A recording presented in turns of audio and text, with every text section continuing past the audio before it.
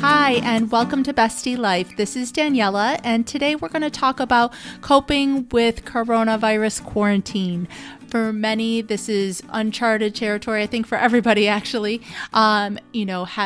being able to go out, not being able to go to work, not being able to go to school. And so we're going to have some conversations about how we're coping, how we're taking care of ourselves, how we're taking care of our family, and how we're still finding ways to have some fun, to connect, and not let the stress of it overwhelm us and overtake us. So thanks so much for joining me.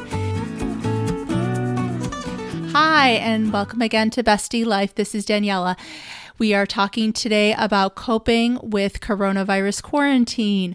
All of us, I think this is such a new and unique experience, spending time together like we never have before, not being able to connect with our coworkers, our friends, even our family we are separated from in order to try and contain the virus and keep everybody healthy. But how do we do that in a way that doesn't become overwhelming and stressful in its own way? Because it does definitely present its own unique set of challenges. And how do we cope with some of that and find a way to still be our best selves and take care of ourselves while we're taking care of our family in such a different way? I'll be honest, this originally started off as a post I was going to write talking about staycation for spring break, if maybe you weren't traveling, and how to maybe have some fun while spending some extra time at home with the kids. And obviously now everyone has gone into staycation mode of being at home. How to use this time in a way that can maybe still be relaxing and rejuvenating and fun for the whole family. And you might be thinking, Daniela, that's crazy. There's nothing about this that is relaxing or rejuvenating or fun. And while that may be the case, I think in some ways, though, we also need to set the tone for our household, for our kids and families, because they are going to be kind of looking to us if they see that we're panicked, if we see that we're stressed. That is something that they're going to internalize. This is the time to show our kids and our families how we cope with things when maybe they don't go as planned, things that are not within our control, how to deal with disappointment, how to deal with unexpected changes in routines and schedules in a way that can still be healthy and still even have some fun to it if we take that mindset and that approach rather than looking at it solely from what we're missing out on and what we don't have, trying to reframe our perspective on maybe some new things we do have, some new opportunities, some new things we can incorporate that maybe we didn't have time for when we had our very, very busy lives. And so we're being forced a little bit into this place of obviously staying home, being around each other more, but also just a time to maybe be together, be not so busy, and being able to incorporate some new habits and routines that maybe we can even look to continue once we're back into our normal day-to-day life. So while I don't want to overwhelm you with too much information, because I feel like I could speak a long time and in a lot of detail on these different topics, I'm going to try and keep things just very basic, very general, and then throughout of different posts, an online freebie of some specific activities and things to do that hopefully you'll pick up on my website after, but just to keep things very simple. And so my first thing to talk about is having realistic expectations. Not everybody does well together, as well as trying to now balance work and school while you're home, while everyone's in a smaller confined space, can be challenging all on its own. And so to be realistic in your expectations of what that time's going to look like, maybe set out a specific schedule of when certain people are going to be working, certain people are going to be relaxing, and how everyone is going to have that balance of being together while not stressing each other out with their habits. Because while we don't expect to be working 24/7, we don't want our kids stressing about school 24/7 since it's now available at home to them all the time. We also don't want them playing Fortnite the whole time or sitting on their TV the whole time. And so to really help give them and you some structure, I think can help make those days a little bit easier, a little more balanced, as well as to be able to pre-plan then some fun, to see where do you need to be all taking a break together and doing something enjoyable. Also during this time, trying to stay rested It's very tempting when you feel like you're on vacation to everybody stay up late, everybody sleep in late,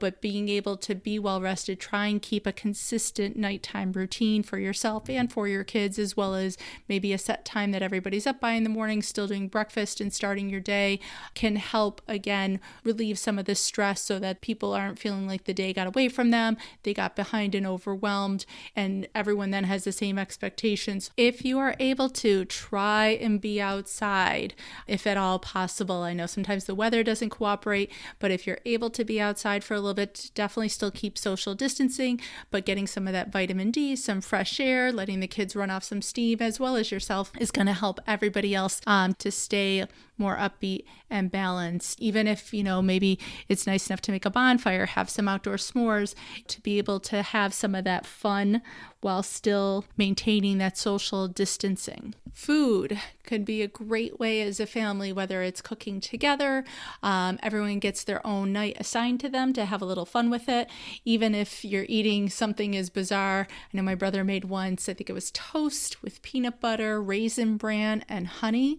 My parents smiled and ate it, and the look of pride on his face, can help empower our kids to feel like they're contributing and they're capable, and give them a sense of purpose in all of these things that are happening outside of their control that can be scary and overwhelming. Utilizing online tours of museums, online hikes of national parks, I believe some Broadway shows are even online, being able to experience activities together as a family, finding a family game, movie night, those types of things